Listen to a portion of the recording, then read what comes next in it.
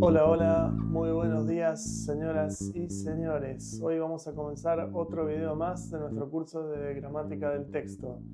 En la sesión de hoy nos toca hablar de propiedades endofóricas del texto. Si ustedes ven, el programa de la asignatura está dividido en unidades. Después de esta primera unidad, que es la de introducción, hay una segunda unidad que habla de las propiedades endofóricas de los textos, es decir, propiedades o relaciones que se producen entre elementos que están en el interior del texto.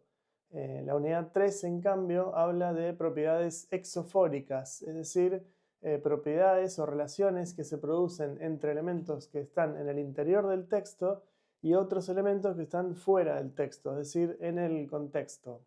Nosotros en este curso recién la semana que viene vamos a empezar a hablar de las propiedades exofóricas, para hacer una primera exploración. De la misma manera, hoy vamos a hacer una primera investigación del tema de las propiedades endofóricas del texto, que luego vamos a trabajar en más detalle en la unidad 2. Los dos temas, concretamente dos temas que revisaremos hoy, son los de cohesión y coherencia. Vamos a explicar qué significa cada uno de estos términos y cuáles son las diferencias que se producen entre sí. Hoy nos vamos a basar fundamentalmente en este libro de Roberta Lende Vigrande y Wolfgang Ulrich Dressler para explicar los conceptos de las propiedades endofóricas, aunque también vamos a tomar datos de otros autores, de otras lecturas del programa. Estos autores, concretamente, en el libro de 1981 nos presentan una serie de propiedades que podemos dividir en dos grandes conjuntos. Por un lado están las propiedades basadas en el texto y por otro lado están las propiedades ya sea basadas en los participantes o en la situación. Propiedades que podemos decir que están o que vinculan el texto con su contexto de aparición. Lo que aquí llamamos las propiedades exofóricas. Si bien decimos que la cohesión y la coherencia son propiamente textuales, también hay que tener en cuenta que hasta cierto punto la coherencia es una propiedad que depende de factores contextuales del texto. A veces un mismo texto puede cambiar de coherente a incoherente según el paso del tiempo. O bien puede significar una cosa y después significar otra muy distinta, según las asociaciones que cada época les atribuye a los textos. Nosotros vamos a dedicar, como ya dije, un video completo a estas propiedades exofóricas. Entre ellas vamos a distinguir la semana que viene entre intencionalidad, aceptabilidad, informatividad, situacionalidad e intertextualidad, que son tipos de relaciones que se producen entre el texto y el contexto. En este caso, claro, nos vamos a guiar por este libro ya mencionado de Vigrand y Dressler. Por ahora vamos a comenzar con el concepto de cohesión. Nos dicen que es una propiedad textual que establece las diferentes maneras en que están conectadas entre sí las unidades lingüísticas, ya sean palabras, sintagmas, cláusulas o bien oraciones del texto. Establecen las diferentes posibilidades en que pueden conectarse entre sí los componentes de la superficie textual. He ahí un término clave, el de la superficie textual. A menudo se utiliza esta misma metáfora, es decir, la cohesión es lo que encontramos en el nivel de la superficie y la coherencia o la parte más semántica es lo que vamos a construir a partir de allí, es lo que subyace, digamos, a esa superficie textual. Aquellos que recuerden las gramáticas anteriores tendrán fresca la diferencia entre sintaxis y semántica. La sintaxis es lo que encontramos en la superficie de la oración. Según esta metáfora, la semántica es más profunda. Lo semántico subyace a lo sintáctico. Nosotros vamos a identificar el plano de la sintaxis con el de la cohesión y la semántica con el de la coherencia, que serían los términos que usamos en el nivel textual. La diferencia es que en el caso nuestro se trata de una sintaxis textual. Por eso decimos que la cohesión incluye las diferentes posibilidades de combinatoria o conexión que entre elementos que están en la superficie del texto. Concretamente, se habla aquí de relaciones de dependencia. Esto es terminología de la teoría de las relaciones de dependencia sintáctica, que es una tradición de análisis sintáctico que proviene del estructuralismo europeo, más cercano a la obra del francés Lucien Tennier, Elementos de sintaxis estructural, que es de 1954. Estos pertenecen o parecen estar más cerca, estos autores, a este paradigma de análisis sintáctico que del basado en constituyentes, propio del paradigma generativo chomskiano. La cohesión se basa entonces en relaciones de dependencia gramatical, no de contenido, pero esta cohesión es lo que hace que el texto se mantenga. La coherencia depende de la cohesión. En ciertos casos extremos puede existir coherencia sin que haya un grado de cohesión, pero la razón de ser de la cohesión, digamos, es justamente facilitar el procesamiento, facilitar la coherencia del texto, como veremos más adelante. Una idea clave aquí es la de la continuidad de los elementos lingüísticos. Esto, como veremos un poco más adelante, es el concepto de la isotopía. Isotopía es en griego, ¿no? Mantenimiento mismo tema, mantenimiento de un mismo tema. El papel que cumple la cohesión en el texto es justamente el de facilitar de manera operativa el procesamiento de la información textual, hacerlo más eficiente y más efectivo. Pero en el nivel de la superficie podemos decir que se nos presenta en la superficie del texto toda una serie de elementos concretos, de huellas concretas, marcas que podríamos subrayar con un lápiz, que están en la superficie, digamos, pero que son pistas que nos ayudarían a llevar a cabo el procesamiento de la información del texto, o como se puede decir también, a construir el nivel de la coherencia. Vamos a ver cualquier variedad de ejemplos, entre ellos las conjunciones, los artículos, los pronombres, aquellos mecanismos de sustitución anafórica, es decir, lo que en esta asignatura llamamos relaciones de correferencia. También veremos marcadores discursivos, elementos que conectan o de alguna manera modifican las oraciones del texto y por tanto forman parte de la cohesión. También podríamos ver distintos tipos de partículas y otros elementos gramaticales como el tiempo, el modo, el aspecto de los verbos, el orden de las palabras, todo esto que pertenece, digamos, a la esfera de los fenómenos gramaticales a nivel infra o supraoracional. Encontraremos relaciones ya sea entre oraciones, entre párrafos, entre capítulos o incluso partes más grandes del texto.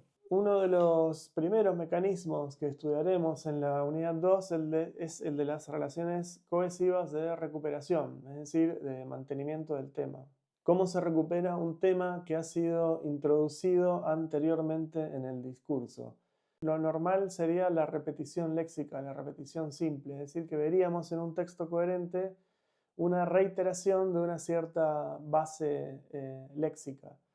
Pero por supuesto también puede producirse que esa reiteración no sea de las mismas unidades, sino también de otras unidades semánticamente relacionadas.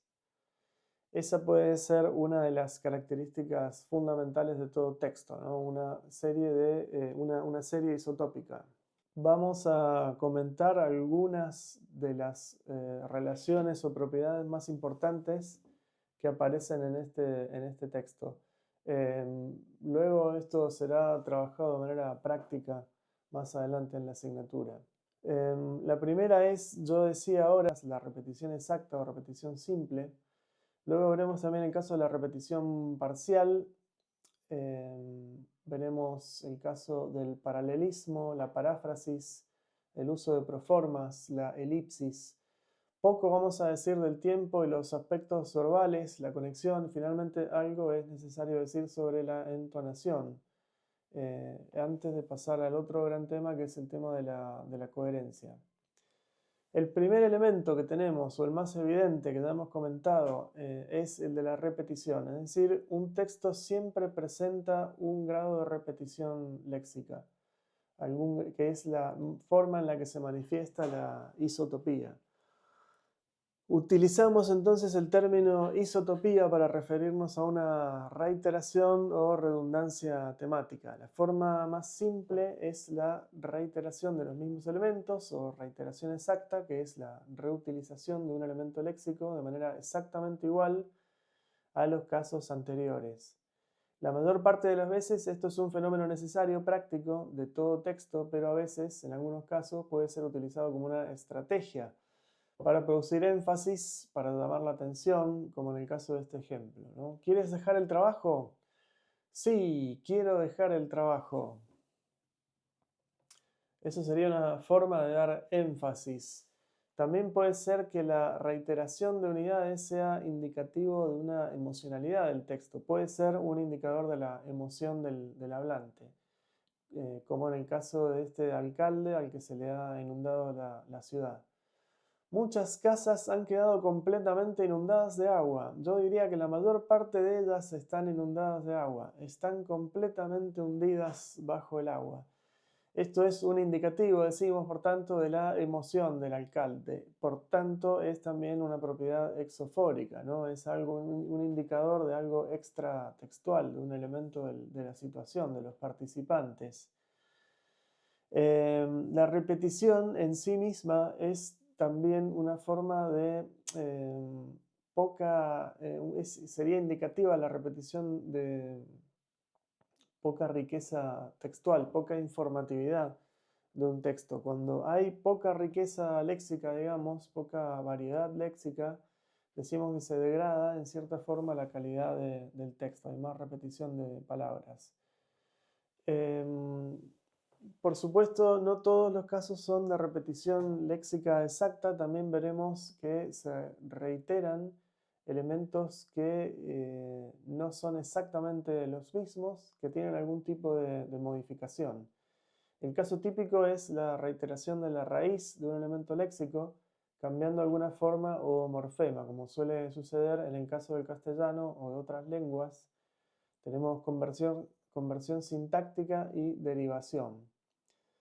Por ejemplo, aquí entre el sustantivo independencia y el verbo independizarse hay una reiteración léxica, pero no es una repetición exacta. También podemos encontrar que no solamente se repiten o pueden repetirse elementos léxicos, también pueden repetirse elementos gramaticales, estructuras gramaticales. Por ejemplo, aquí en la declaración, en este fragmento de la Declaración de la Independencia de los Estados Unidos, dice: ha saqueado nuestros mares, ha destrozado nuestras costas, ha quemado nuestras ciudades. Esto puede ser una estrategia retórica, una forma de crear un efecto, de darle intensidad al texto. Es también un recurso estético habitual en poesía o en el texto literario. Algo parecido sucede con la paráfrasis, pero en la paráfrasis lo que se reitera no es la estructura sintáctica, sino más bien el contenido, lo que dice. Es la misma idea, pero reformulada. También es una forma de redundancia y también puede servir como una forma de recuperación o mantenimiento del tema, es decir, una forma de correferencia para establecer una relación correferencial. Lo que se pretende con la paráfrasis es justamente evitar la repetición, pero puede servir también para completar, para aclarar, para profundizar en un determinado contenido. Se puede decir también, una forma sutil de predicación, es decir, hay una predicación que no es explícita allí. Sería explícita si nos presentara el sujeto con su predicado. Pero aquí la paráfrasis es una forma que puede dar pie a la introducción de nuevas informaciones, acotaciones o valoraciones, siempre incluso con un sintagma nominal, sin llegar a tener una estructura predicativa explícita. Podemos referirnos a un mismo referente de distintas formas y entonces retratarlo, digamos, de distintas formas, bajo distinta luz. También es habitual en cierto tipo de discurso, como el legal o el administrativo, en que lo que se pretende es tratar de agotar todas las posibilidades y reducir la probabilidad de algún tipo de malentendido, como citan aquí los autores en esta parte del texto legal en la guía de teléfonos. Dice, el teléfono no se puede utilizar para emitir cualquier tipo de comentario o requerimiento, sugerencia o propuesta que sea obsceno, impúdico, lascivo, sucio o indecente. Se podría decir lo mismo con menos palabras, naturalmente, ¿no? Hay una cierta inflación en el lenguaje jurídico y legal. Otro de los elementos que nos interesan en el curso es el uso de las proformas. Aquí concretamente los autores nos hablan de proformas léxicas, es decir, unidades léxicas dentro de la lengua que están en un nivel muy alto de generalidad. Son palabras de muy alta frecuencia y muy bajo contenido semántico, es decir, que aportan muy poca información concreta. Son el caso típico, por ejemplo, en el caso del sustantivo, la palabra cosa. Cualquier cosa puede ser una cosa. No especifica mucho, es difícil establecer la lista de las proformas léxicas de una lengua. De cualquier manera, me parece un tema de investigación interesante. Diferentes autores mencionan distintos ejemplos. En el caso del verbo hacer, hacer es una proforma típica, la actividad, cualquier actividad puede ser hacer. Son elementos poco informativos, elementos comodín y por tanto que pueden servir para reemplazar a otros elementos justamente para evitar la repetición. Aquí nos dicen, si no hay más remedio tendré que llamar a la policía, pero preferiría no hacerlo. Aquí hacerlo refiere a llamar a la policía. También dicen, Gerald Middleton era un hombre de temperamento apacible, aunque persistentemente depresivo. Tales hombres no se encuentran en su mejor forma a la hora del desayuno. De hombres, en este caso podemos decir que sería una proforma, una especie de placeholder, un elemento que podría servir para contener cualquier otro.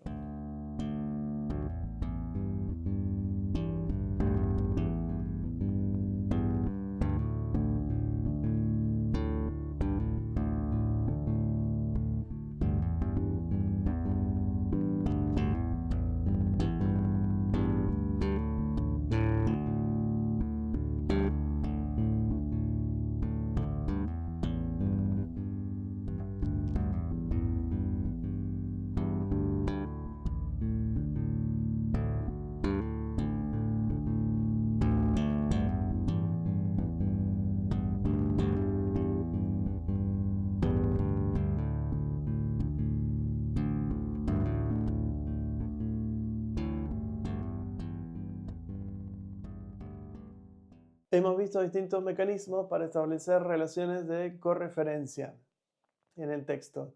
La aparición de un pronombre en el texto podría servir para evitar la repetición de un nombre, ¿no? Un pronombre. En una relación entre cualquiera de estos elementos y un tema o referente que tiene un nombre específico. Se establece una relación de correferencia. Esta relación de correferencia puede ser anafórica, que es el caso más habitual, que es cuando primero se produce el referente y recién después encontramos el elemento, el correferente, ¿no? Ya sea el pronombre o cualquier otro tipo de mecanismo. En el caso opuesto, es decir, donde primero encontramos el correferente y recién después el referente, ese sería el caso de la relación catafórica. Esto es un recurso habitual para crear un efecto de suspense. Yo diría que es más frecuente en géneros literarios antes que en géneros que tienen un propósito, por ejemplo, informativo, argumentativo o explicativo. De cualquier manera, eso habría que investigarlo. Nos dicen en el ejemplo, tenía apenas 10 años cuando le arrestaron por primera vez por vagabundo. En su declaración le dijo al juez, me llamo Jean-François Leturc. Aquí aparece un pronombre en la primera oración y todavía no sabemos a quién se refiere, ¿no? Sería entonces un caso de catáfora. Otro elemento al que también vamos a prestar atención es un dispositivo gramatical para mantener el tema y seguir predicando acerca de un determinado referente sin la necesidad de reutilizarlo, que es la elipsis. La lengua castellana nos permite directamente omitir el sujeto de un verbo y aún así continuar con una oración gramatical. Cosa que no en todas las lenguas se pueden hacer. Se habla de lenguas prodrop. Las lenguas prodrop es una lengua como el castellano que permite elidir el sujeto de un verbo. En nuestro caso podemos hacer eso, queda tácito porque hay marcas en el verbo que indican cuál es la persona, cuál es qué tipo de sujeto hay. Dice el ejemplo. Wall Street mantiene la calma en las primeras horas del parón, aunque, y aquí viene el elemento elidido, Wall Street, que sería el sujeto del verbo, sigue la sucesión de eventos con cautela. Por supuesto, aquí tiene que existir un equilibrio, ¿no? Es decir, siempre tiene que haber un equilibrio en la lengua. Podemos decir que la lengua se basa en un equilibrio inestable, en una autorregulación, un equilibrio que sea entre la intención del emisor y las necesidades de interpretación del receptor. Si uno incurre en un exceso de elipsis, entonces, por supuesto, puede afectar la claridad del texto. A veces se omite un elemento y no se sabe cuál puede ser el sujeto del verbo, y esto es también un defecto frecuente en los textos de las personas que están comenzando a redactar, aprendiendo a redactar. Hay otro elemento que también pertenece a la esfera de la cohesión y que estos autores, los de su época en general, refieren como elementos de conexión. Nosotros el término que vamos a estar usando es el de marcadores discursivos, pero por el momento vamos a respetar esta denominación. Diremos algo de los conectores, que serían un tipo de marcador discursivo. Estos desempeñan un rol fundamental en la cohesión de los textos porque ayudan a mantener unidas las proposiciones, o mejor dicho, indicar explícitamente cuál es la relación que se produce entre proposiciones. Los ejemplos que nos dan en la obra son los que aquí denominamos conectores aditivos, ¿no? Como asimismo, por añadidura, esa conjunción copulativa y, por supuesto, no siempre la conjunción copulativa tiene una función de conector aditivo. Ya veremos que hay distintos ámbitos de acción. Por ejemplo, en el caso de una enumeración, Pedro, Pablo y Manuel jugaron al fútbol. Esa conjunción no nos interesa porque estaría operando en un ámbito sintáctico local, no discursivo. Nosotros vamos a estar prestando atención al uso que se da a esas conjunciones para unir elementos extraoracionales.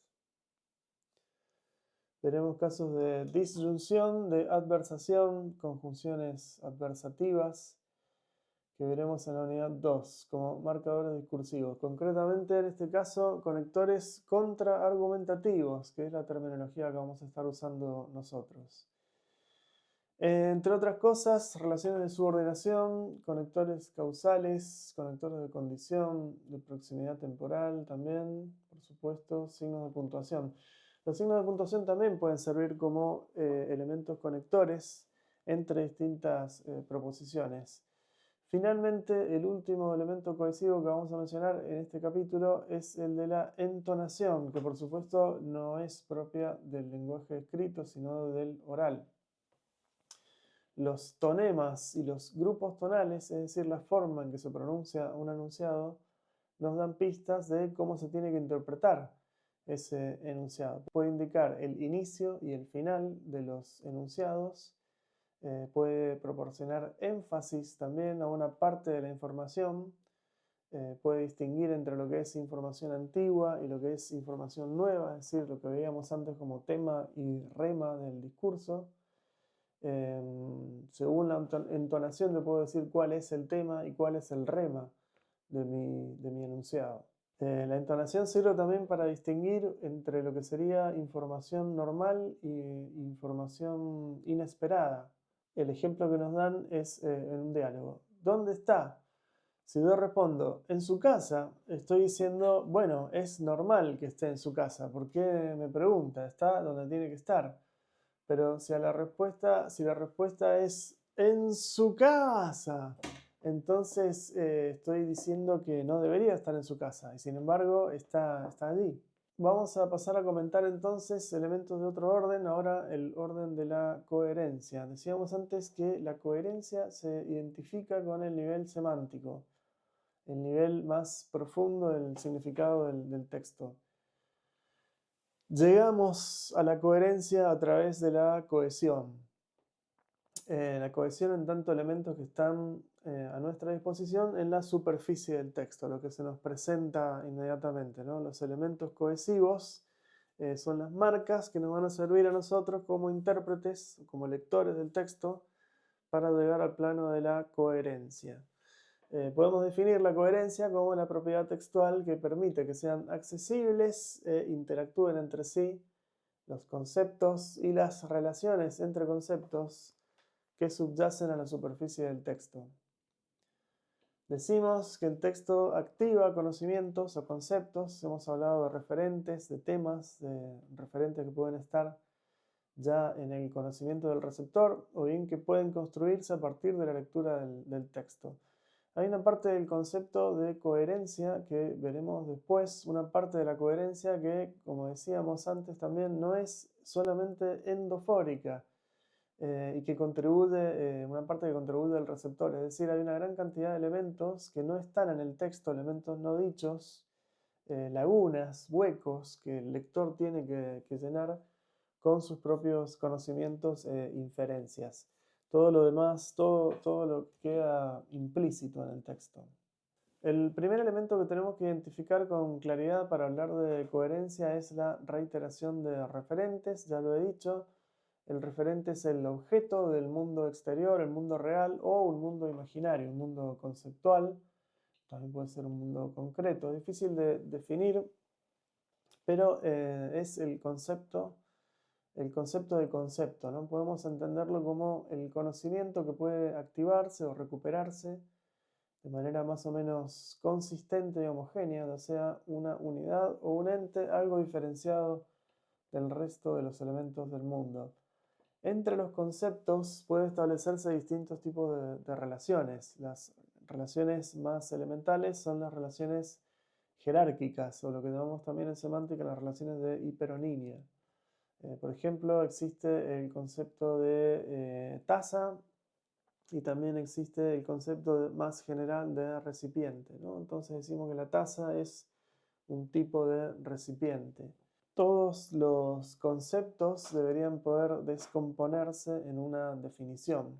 Lo que hace toda definición es separar el concepto en su categoría más general, recipiente en el caso de la taza, y luego aportar alguna información más específica, algo que haga distinto a ese ente en particular con respecto a la categoría general.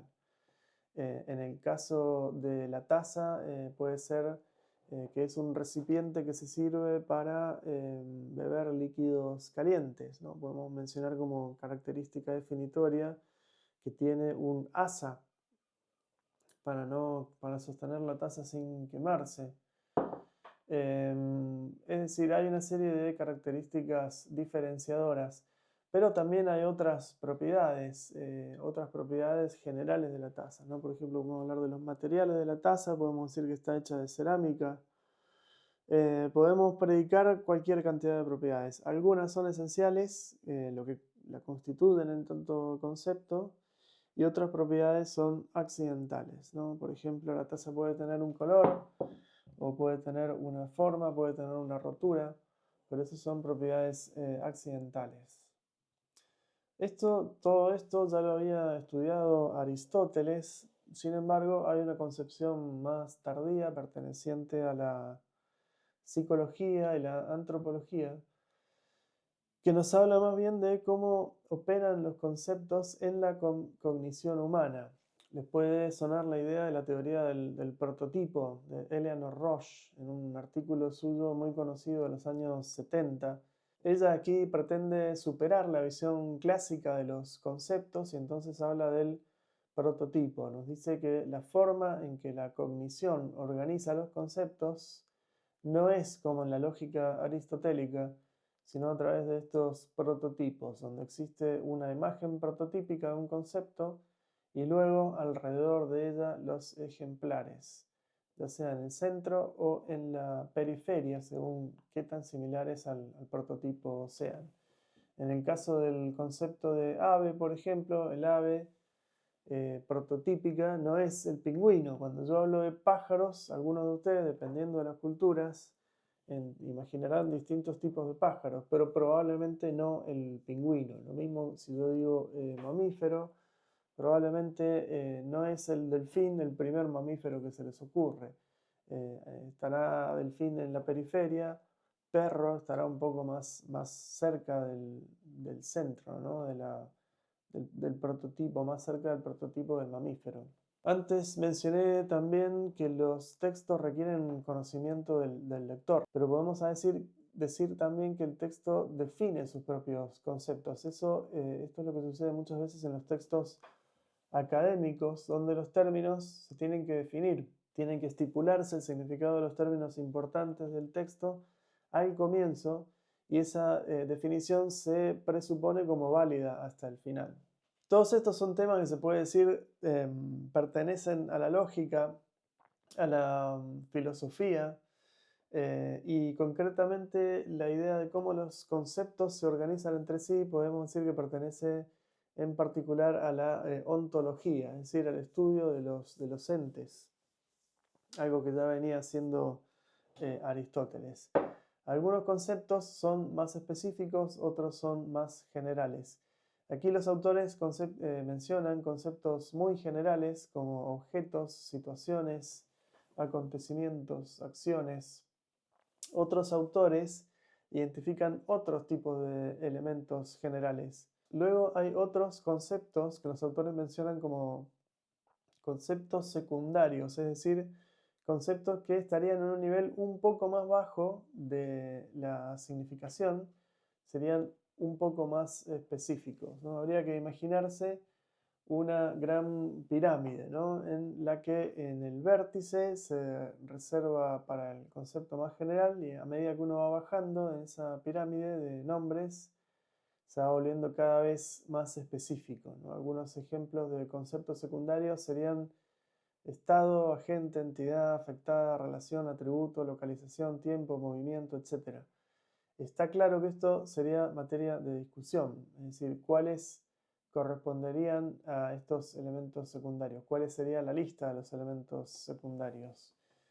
Pero mejor no nos vamos a meter mucho más con ese tema, solamente vamos a tomar la idea de que los conceptos se organizan, que tienen una estructura jerárquica y que el texto va construyendo una continuidad de sentido en el mundo textual del que habla, una unidad de sentido que es lo que hace que se mantenga el texto, sirviéndose de estos conceptos. Vamos a ver aquí en el ejemplo, el famoso ejemplo del caballo que informatiza la hierba. Aquí finalmente no podemos construir nada, no pertenece esto a un mundo nuestro, un mundo lógico que se relacione con una normalidad, digamos. La frase se puede decir que está cohesionada, pero no es coherente, en tanto no conecta adecuadamente los conceptos del mundo textual. También mencioné antes y reitero ahora que este contenido textual no siempre está completo, es decir, siempre hay lagunas, ¿no? Huecos que el lector tiene que encargarse de rellenar con sus propias inferencias, con su propio conocimiento del mundo. Por eso hay textos que son más difíciles de leer que otros. Hay textos que requieren un trabajo activo por parte del lector. Antes mostrábamos un análisis que hacían los autores de la cohesión textual a nivel de una oración. Aquí en cambio nos presentan un diagrama un tanto diferente, porque lo que tenemos ahora no son relaciones de dependencia sintáctica entre los elementos, sino relaciones de un tipo conceptual. Es decir, relaciones que subyacen a la superficie textual, no es exactamente lo mismo que antes. Hay una conexión, hay un paralelismo entre la sintaxis y la semántica, pero en el nivel semántico ya tenemos una relación entre informaciones que es independiente del nivel sintáctico. Esta misma estructura informativa, esta especie de mapa conceptual de relaciones entre globitos y cajitas, podría verbalizarse o expresarse de distintas maneras, podría realizarse en distintos textos, pero transfiriendo siempre el mismo contenido. Vamos a vincular algunas de estas ideas con otras que nos aportan otros autores, incluso anteriores, como sería el caso de Greimas, en una obra del año 66, de la que nos llega ya el concepto de isotopía, un concepto clave para nuestro curso, porque justamente hace referencia a esta coherencia intratextual, coherencia discursiva o mantenimiento del tema. Greimas define el concepto de isotopía como permanencia recurrente a lo largo del discurso de un mismo haz de categorías justificativas de una organización paradigmática. La isotopía, decimos, es una propiedad semántica del texto que se apoya en la redundancia. Aquí está otra vez el concepto clave de redundancia, repetición, reiteración. En distintos segmentos textuales podemos tener distintos elementos semánticos idénticos, aunque cambien a nivel del significante. También podemos rastrear esta idea en la obra de Selig Harris de 1952, en el artículo sobre análisis del discurso. Ahí lo que encontramos es justamente esta misma idea de la isotopía, pero no utilizan el término.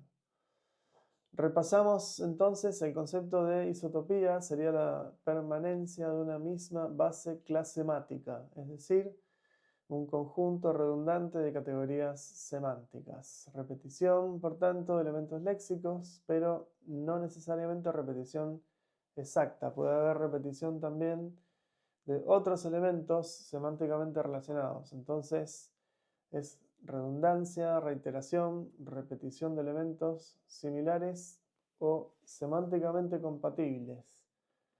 Una isotopía textual es la relación de coherencia que se da a lo largo de todo el texto. Otro concepto que puede ser clarificador de este tema es el de la disyunción isotópica. Tomaremos de un libro de Lozano, Peñamarín y Abril, un libro que nos va a estar acompañando a lo largo del semestre. Estos autores nos ilustran el concepto con una historia. Dicen: dos policías se encuentran en la calle a un pingüino, sin saber qué hacer con el animal. Aquí podemos ver, hay una relación de correferencia, ¿no? Animal y pingüino. Dicen, sin saber qué hacer con el animal, lo conducen a la comisaría, donde consultan al comisario. Acá se percibe cómo se va creando también un mundo textual, ¿no? Una isotopía semántica, porque habla de la policía, de la comisaría, del comisario. Hay como un haz de recurrencia semántica, ¿no? Dice, sin saber qué hacer con el animal, lo conducen a la comisaría, donde consultan al comisario. Este les ordena que lo lleven al zoológico. Pasadas unas horas, los dos policías vuelven con el pingüino a la comisaría. El comisario, furioso, les increpa. ¿Pero no les dije que lo llevaran al zoológico?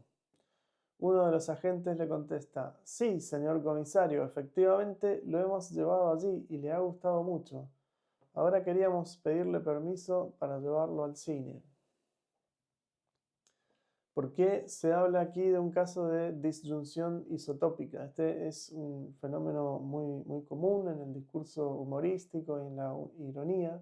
Lo que sucede en este texto es que se venía construyendo un mundo textual y entonces se presenta un elemento clave, un elemento bisagra, decimos, en este caso una unidad léxica zoológico, porque hay más de un significado de la unidad, ¿no? Hay un significado de zoológico como recinto de reclusión de animales, pero también hay otro sentido de zoológico como lugar de recreación para las personas, es decir, es ese segundo significado el que sería compatible con el de cine, no como lugar de reclusión de animales.